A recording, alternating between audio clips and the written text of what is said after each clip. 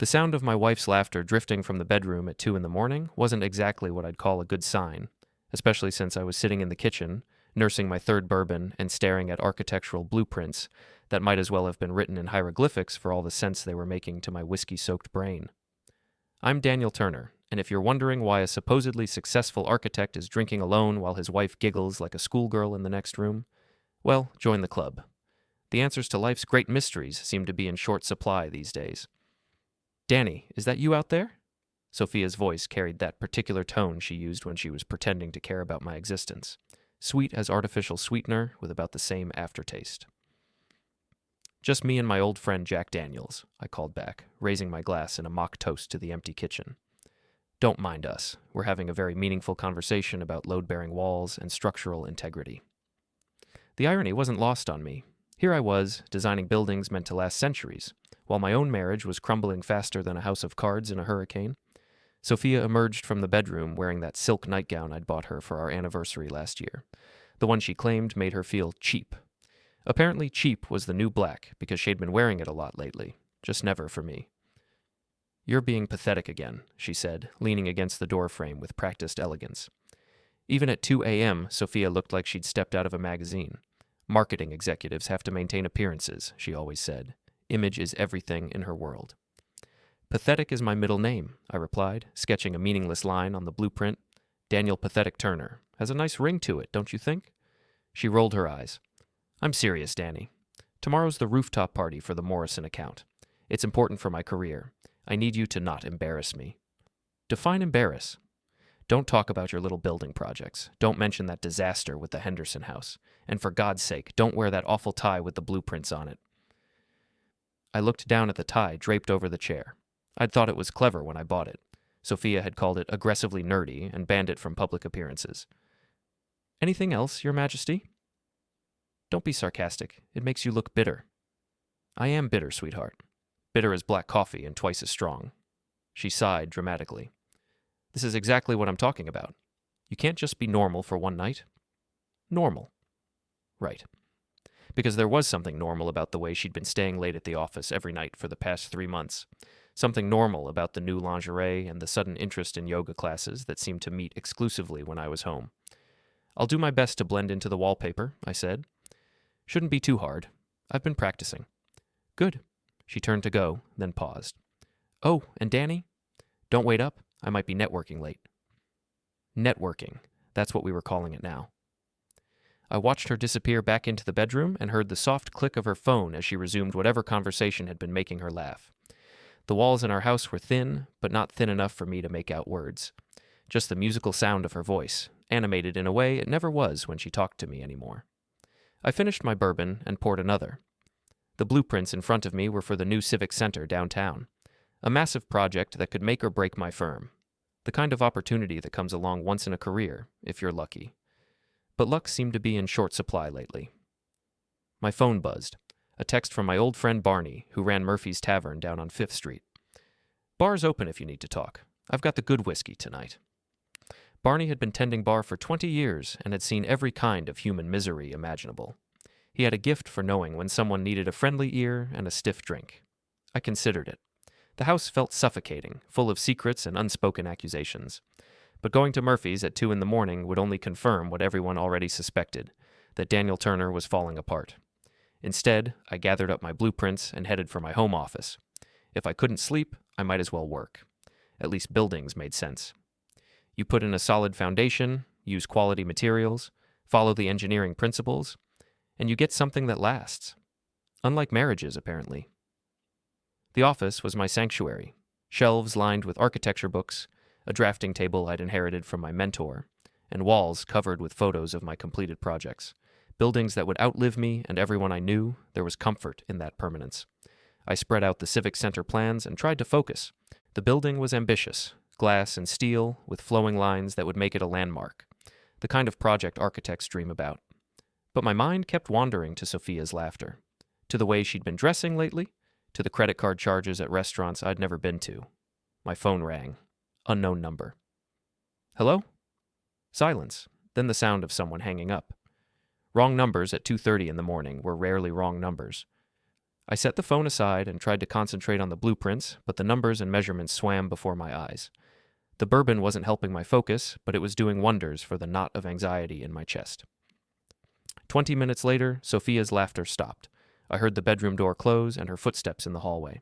She was getting a glass of water from the kitchen, something she always did after her late-night calls. "Still working?" she asked, appearing in my doorway. "Buildings don't design themselves."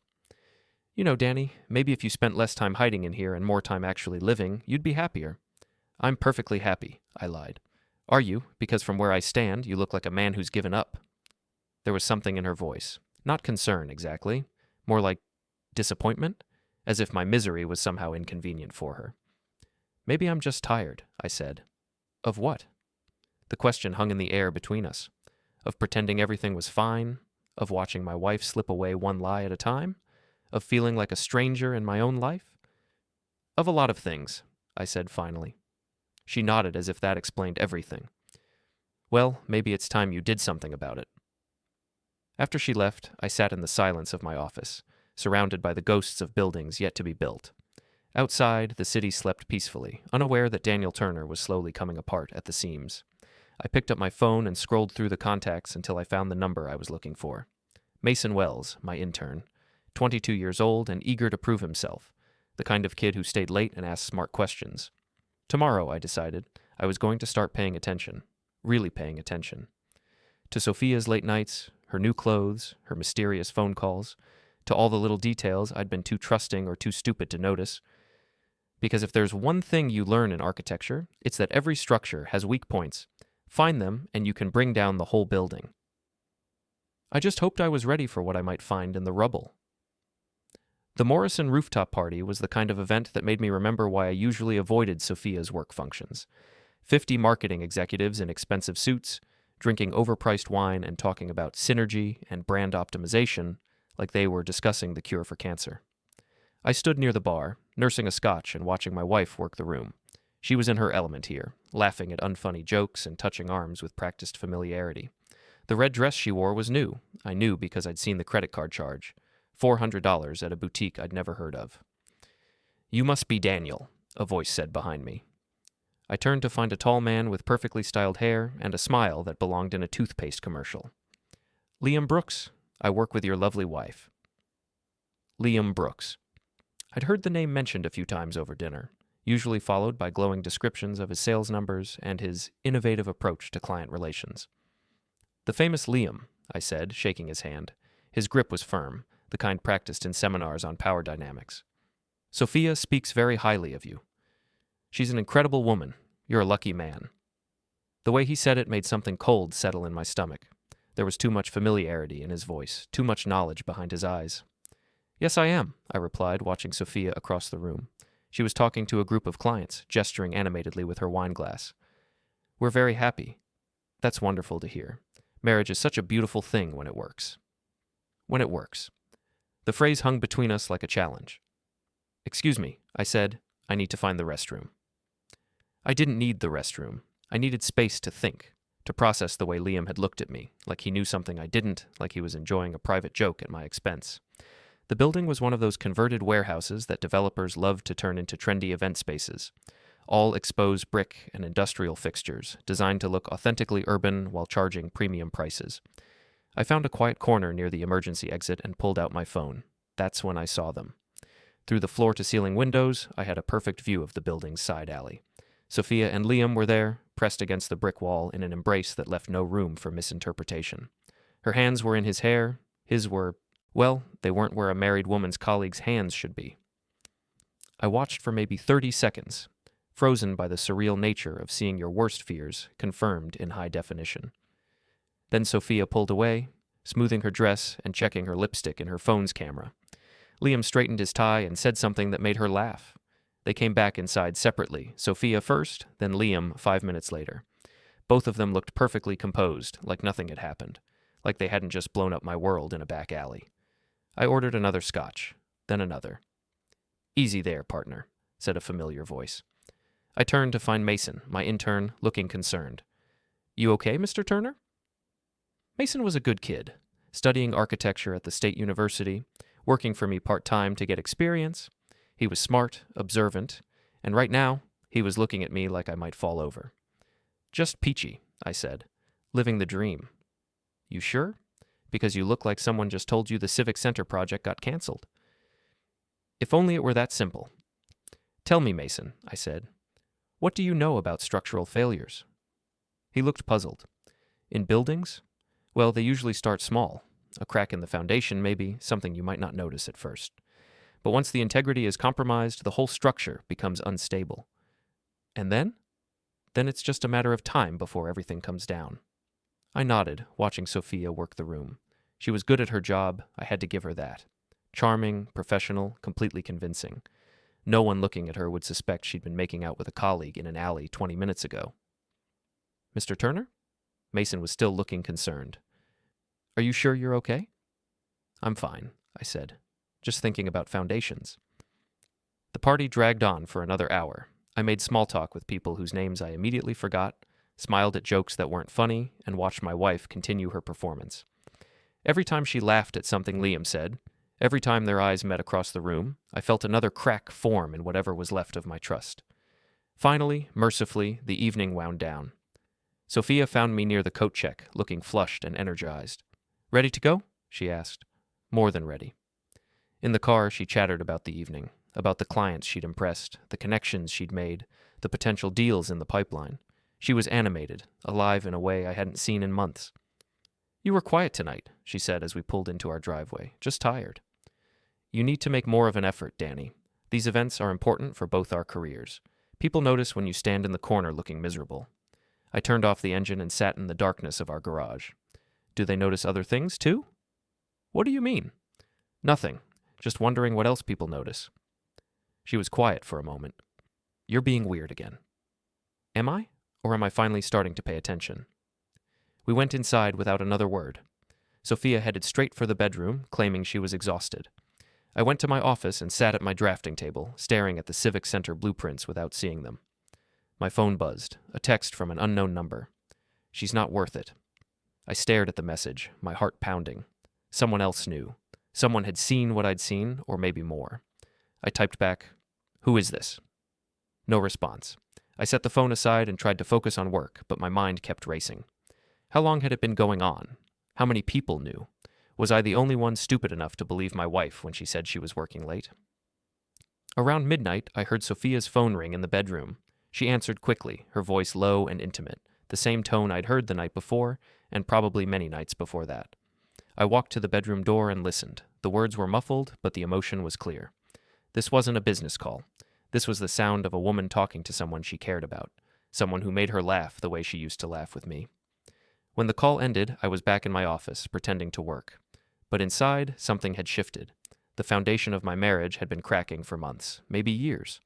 Tonight, I'd finally seen the damage clearly. And like any good architect, I knew what came next. When a structure was compromised beyond repair, you had two choices: try to patch it up and hope for the best, or tear it down and start over. I was beginning to think patching wasn't going to be enough. I started documenting everything the next morning: times, dates, phone calls, credit card charges. If Sophia wanted to play games, I was going to learn the rules. The first thing I discovered was that my wife was either the world's most dedicated employee or the world's worst liar. According to her calendar, she'd worked late every Tuesday and Thursday for the past 2 months. According to her credit card statements, she'd been buying lingerie, expensive dinners, and hotel room service on those same nights. Unless her marketing firm had started serving champagne and strawberries at their strategy meetings, something didn't add up. I was sitting in my office, cross-referencing receipts with her claimed whereabouts, when Mason knocked on my door. "Mr. Turner, the Henderson clients are here for the final walkthrough." Right, the Henderson house, the project that had become the bane of my existence. A custom home for a wealthy couple who changed their minds more often than they changed their clothes. We'd been through 6 different designs, each one more expensive and elaborate than the last. "Send them in," I said, quickly closing the folder of Sophia's receipts.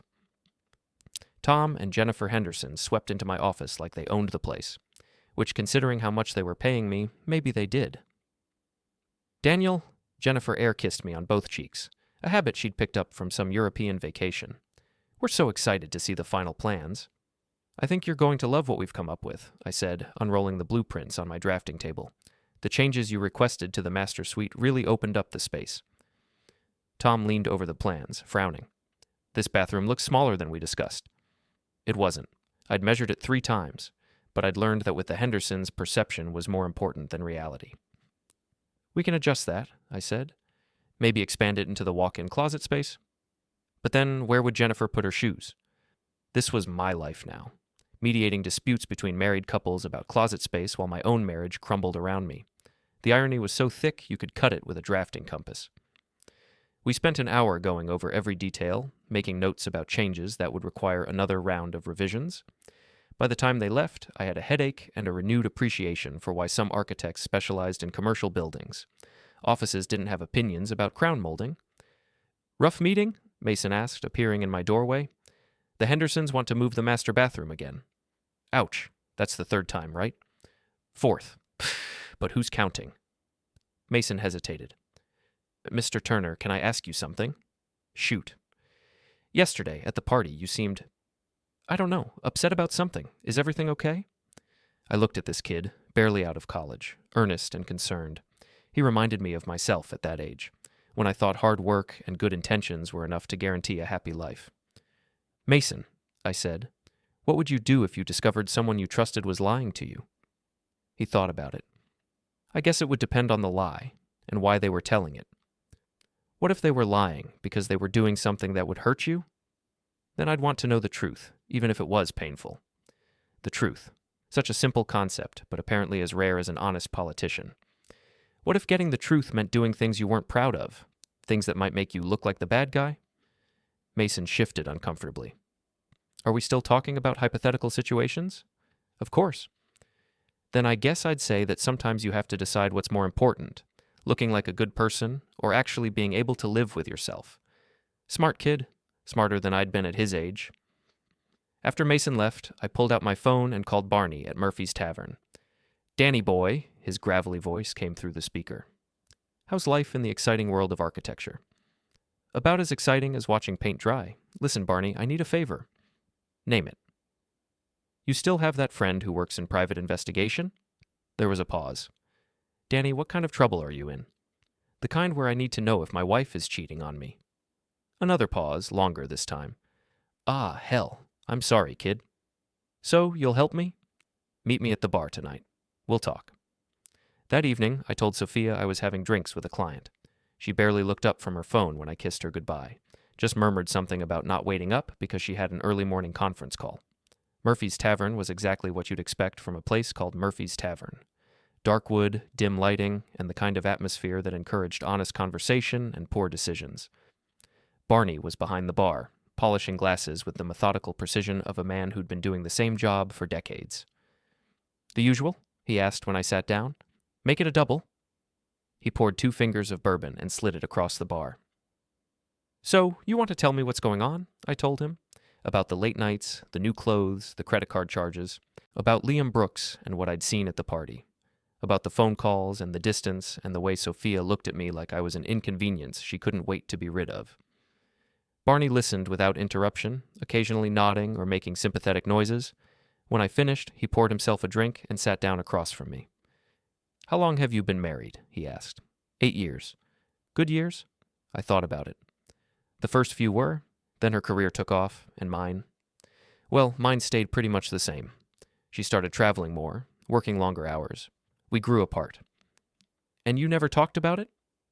Every time I tried, she'd say I was being needy or insecure, that I should be happy for her success instead of feeling threatened by it. Barney nodded. So she made you feel like the problem was you. Exactly. Classic manipulation tactic. Make the victim feel guilty for noticing they're being victimized. He pulled out his phone and scrolled through his contacts. My friend Rick owes me a favor. Former cop, runs a small PI business now, specializes in domestic cases. Discreet, professional, and he won't charge you an arm and a leg. I don't know, Barney. Part of me thinks I should just confront her directly. And give her a chance to lie to your face again? Kid, if she's cheating, she's already proven she's comfortable lying to you. What makes you think a direct confrontation would suddenly make her honest? He had a point. Besides, he continued, you need evidence. Not just for your own peace of mind, but for practical reasons. Divorce lawyers love documentation. Divorce. The word hit me like a punch to the gut. Even though I'd been thinking about it, hearing it said out loud made it real. I'm not sure I'm ready for that conversation yet. Maybe not. But you better start thinking about it, because from where I sit, this marriage is already over. You just haven't admitted it yet. I finished my bourbon and ordered another. When did everything get so complicated? Life's always complicated, Danny. The difference is, when you're young and stupid, you think love conquers all. When you get older, you realize that sometimes love isn't enough. Sometimes people change, or maybe they were never who you thought they were to begin with. So what do? First, you get the facts, all of them. Then you decide what you want to do with those facts. But whatever you decide, you do it from a position of strength, not weakness. You don't beg, you don't plead, and you sure as hell don't let her gaslight you into thinking this is your fault. He slid a business card across the bar. Rick Morrison, tell him I sent you. I pocketed the card and finished my drink. Thanks, Barney. Don't thank me yet. This kind of thing, it's going to get ugly before it gets better. You sure you're ready for that? I thought about Sophia's laughter in the bedroom, about Liam's knowing smile, about all the lies and half-truths and careful omissions that had become the foundation of my marriage. Yeah, I said, I'm ready. But as I drove home through the quiet streets of our suburban neighborhood, I wondered if anyone was ever really ready to watch their life fall apart, even when they were the ones holding the sledgehammer. Rick Morrison looked exactly like what you'd expect from a former cop turned private investigator. Graying hair, weathered face, and eyes that had seen too much of humanity's worst impulses. We met at a diner downtown, the kind of place where the coffee was strong and the conversations were private. Barney says you need help with a domestic situation, he said, sliding into the booth across from me. My wife. I think she's having an affair. You think, or you know? I saw her with someone at a party, but I need more than that.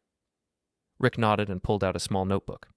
Tell me about your wife, her routine, her habits, where she works, who she spends time with. I gave him everything, Sophia's schedule, her favorite restaurants, her gym, her office building. I showed him photos from my phone and the credit card statements I'd printed out.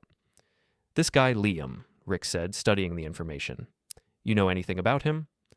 Just that he works with Sophia, real estate division of her marketing firm. Apparently he's very good at his job. I'll bet he is. Rick made some notes. What about friends? Anyone she's particularly close to? Her best friend, Olivia. They've known each other since college. Olivia works at the same firm, different department. Olivia Grant? Yeah. You know her? Rick's expression darkened slightly. We've crossed paths. She was involved in a case I worked a few years back. Insurance fraud. Nothing was ever proven, but he shrugged. Let's just say she's not someone I'd trust with my lunch money. That was interesting. Sophia had always spoken of Olivia like she was some kind of saint. Brilliant, successful, loyal to a fault. What kind of insurance fraud? The kind where someone's business burns down right before the bankruptcy papers get filed. Like I said, nothing was proven, but there were a lot of coincidences.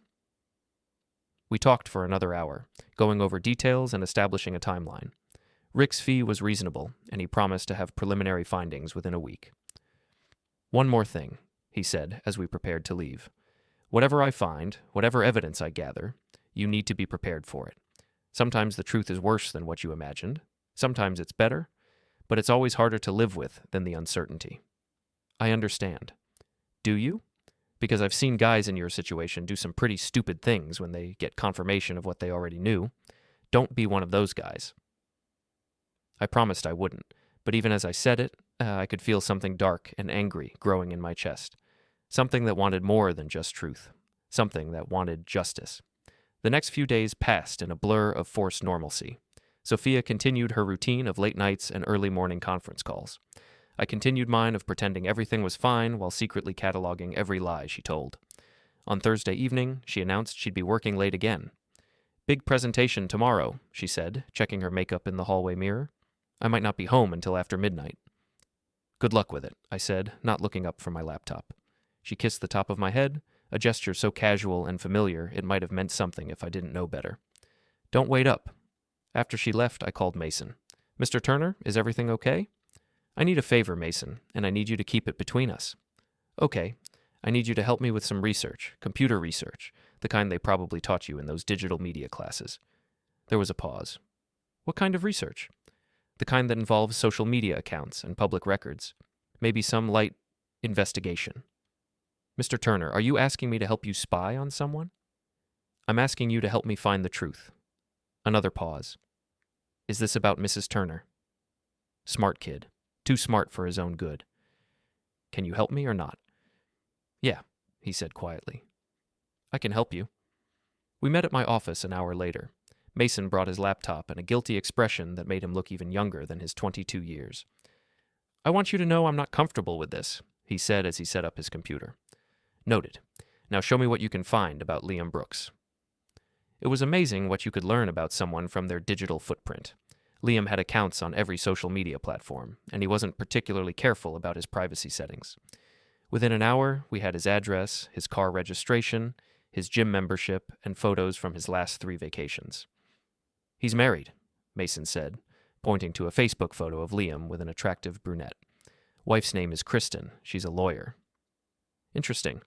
Liam was risking his own marriage for his affair with Sophia. That made him either very stupid or very confident, possibly both. What about Olivia Grant? Mason's fingers flew over the keyboard. Harder to find stuff on her. Her social media is locked down tight. But I found some business records. He pulled up a series of documents. Corporate filings, partnership agreements, property records. She's been busy, he said. Looks like she's involved in several business ventures outside of her job at the marketing firm. Real estate investments, consulting contracts, some kind of import business. Anything suspicious? Hard to say, but she's definitely making more money than her salary would suggest. We spent another hour digging, following digital breadcrumbs and cross-referencing public records. By the time we finished, I had a much clearer picture of the people in Sophia's inner circle, and I didn't like what I saw. Mr. Turner, Mason said as he packed up his laptop, whatever's going on, whatever you're planning, just be careful, okay? Sometimes when you go looking for monsters, you find them. After he left, I sat in my office staring at the information we'd gathered. Liam Brooks, successful real estate agent with a wife and a mortgage and a secret life. Olivia Grant, Sophia's best friend and possible criminal. And somewhere in the middle of it all, my wife. Playing games I was only beginning to understand.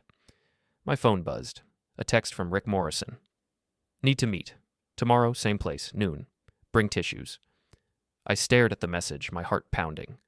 Bring tissues. That couldn't be good. But as I turned off the lights and locked up the office, I realized I wasn't sad anymore. I was angry. And anger, I was beginning to discover, was much more useful than sadness. Anger had plans. Rick Morrison looked grim when I met him at the diner the next day. He had a manila envelope in front of him and the expression of a man who was about to deliver bad news. How bad is it? I asked, sliding into the booth. On a scale of 1 to 10? About a 15. He opened the envelope and spread out a series of photographs. Sophia and Liam entering a hotel. Sophia and Liam having lunch at an expensive restaurant. Sophia and Liam in what appeared to be a very intimate conversation in the parking garage of her office building. This is from just the last 3 days, Rick said. They're not exactly being discreet. I studied the photos, feeling strangely detached. It was like looking at pictures of strangers, even though one of the strangers was the woman I'd been married to for 8 years. There's more, Rick said. Your wife's friend Olivia? She's not just aware of the affair, she's facilitating it. He showed me more photos. Olivia handing Sophia a keycard. Olivia and Liam having what appeared to be a planning session over coffee. Olivia standing guard while Sophia and Liam disappeared into a hotel room. She's the lookout, I said. More than that. Near as I can tell, she's the mastermind. This whole thing has her fingerprints all over it. What do you mean? Rick pulled out his notebook. I did some digging into Ms. Grant's background. Remember I mentioned she was involved in that insurance fraud case? Well, it turns out she has a pattern of manipulating people into compromising situations. The insurance thing was just the tip of the iceberg. He showed me a timeline he'd constructed. 3 years ago, she convinced a business partner to embezzle money from their joint venture. Partner got caught, went to prison. Olivia walked away clean with her share of the profits. 2 years ago, she orchestrated a hostile takeover of a small consulting firm by seducing the owner and getting him to sign over his shares. Last year, she destroyed a rival's career by feeding information to their competitors. And now she's working on my wife.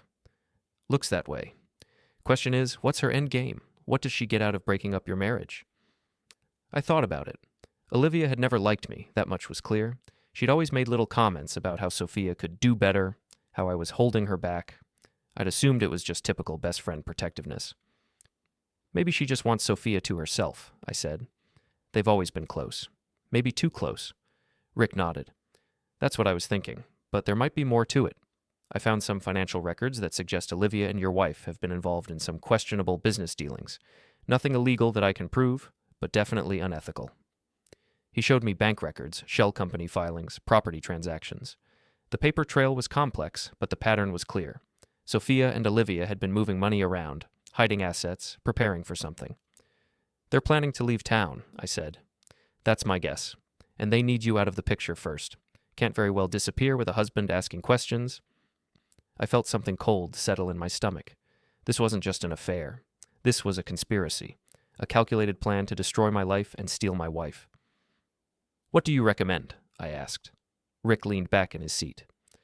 Normally, I'd say get a lawyer, file for divorce, try to protect your assets. But this situation, it's not normal. These people are dangerous, Danny. They've done this before, and they'll do it again. So what are my options? You could go to the police, but you don't have evidence of any actual crimes. You could confront them directly, but that just gives them a chance to cover their tracks. Or you could beat them at their own game. I looked at the photos spread across the table. My wife's betrayal documented in high-definition color. My marriage reduced to evidence in a manila envelope. What did you have in mind? Rick smiled for the first time since I'd met him. Well, if they want to play dirty, maybe it's time they learned what dirty really looks like. We spent the next hour planning. Rick had contacts, resources, ways of making life difficult for people who deserved it. Nothing illegal, nothing that would get us in trouble, but definitely nothing that would be pleasant for Sophia, Liam, and Olivia. The key, Rick explained, is to make them turn on each other. Right now, they're united in their conspiracy. But conspiracies are fragile things. Apply the right pressure in the right places, and they fall apart. What kind of pressure? The kind that exposes their secrets to the people who matter. Liam's wife, for instance. Olivia's business partners. Your wife's boss. Amazing how quickly people's attitudes change when their dirty laundry gets aired in public. I thought about it.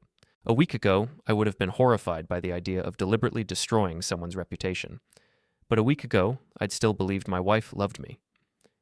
When do we start? We already have. I made some calls this morning. Liam's wife should be getting some very interesting photographs right about now.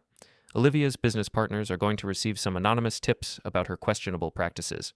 And your wife's boss is going to get a detailed report about her use of company resources for personal activities. My phone rang. Sophia. Don't answer it, Rick said. Let her sweat. The phone stopped ringing, then immediately started again.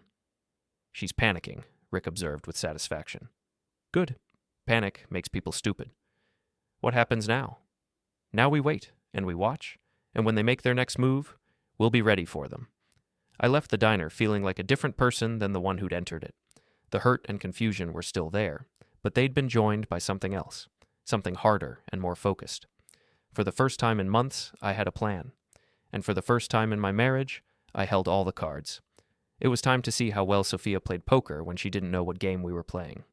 My phone had 17 missed calls from Sophia by the time I got home. I found her pacing in the living room, her face flushed and her hands shaking. Danny, thank God. Where have you been? I've been trying to reach you for hours.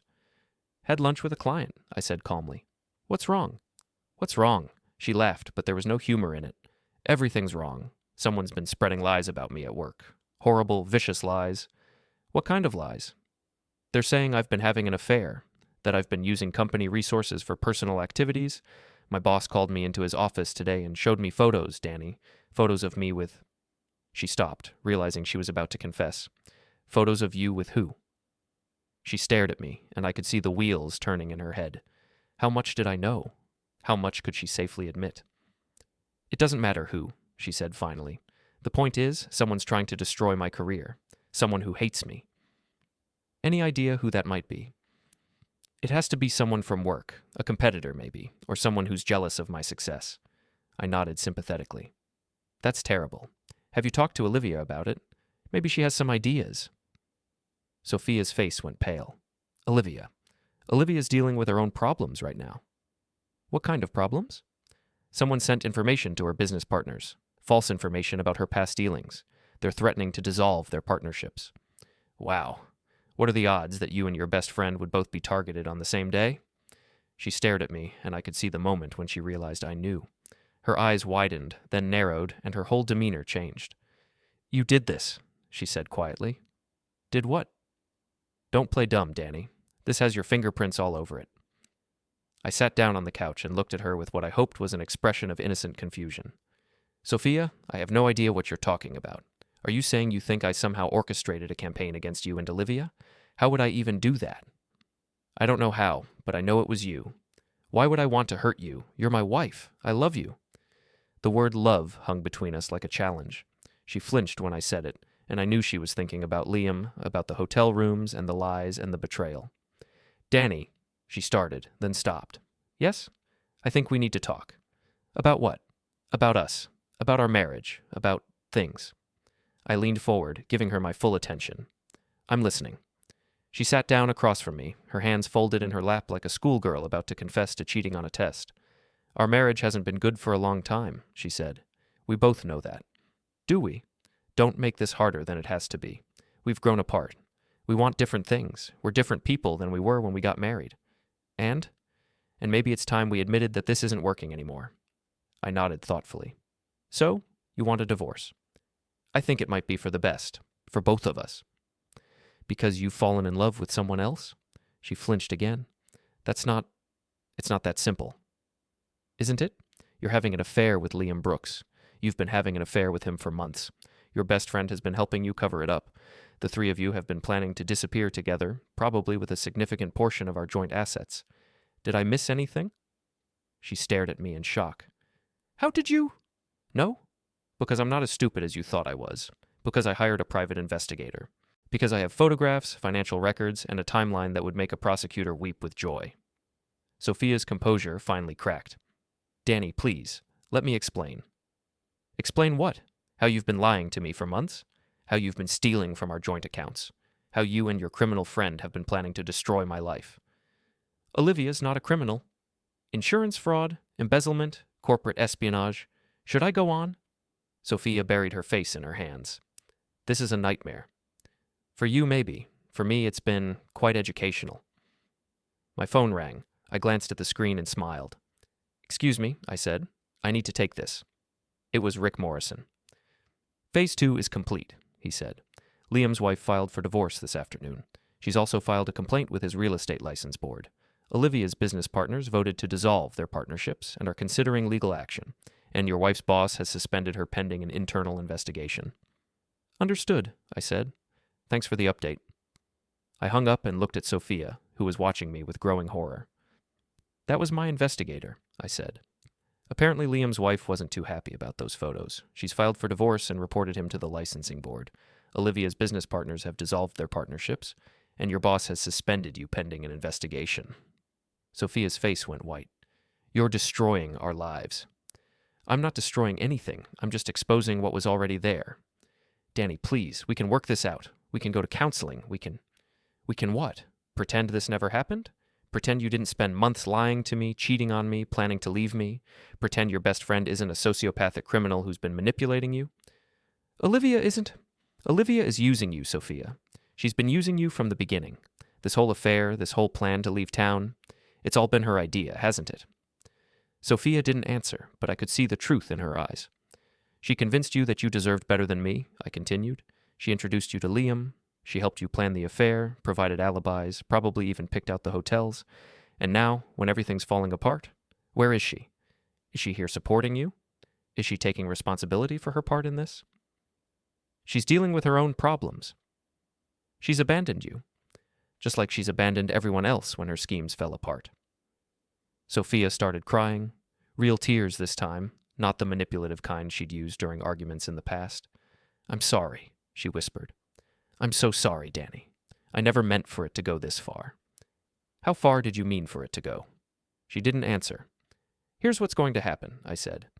"You're going to pack a bag and stay somewhere else tonight. Tomorrow, you're going to call a lawyer and we're going to discuss the terms of our divorce. You're going to be reasonable about the division of assets, because if you're not, I'll make sure every detail of your affair becomes public knowledge." "Danny, please." "I'm not finished. You're going to stay away from Olivia Grant. She's toxic, and she's going to drag you down with her if you let her. You're going to get your life together, find a new job, and try to rebuild some semblance of dignity." "And if I don't?" then I'll make sure the rest of your secrets come to light. And trust me, I have more ammunition than I've used so far."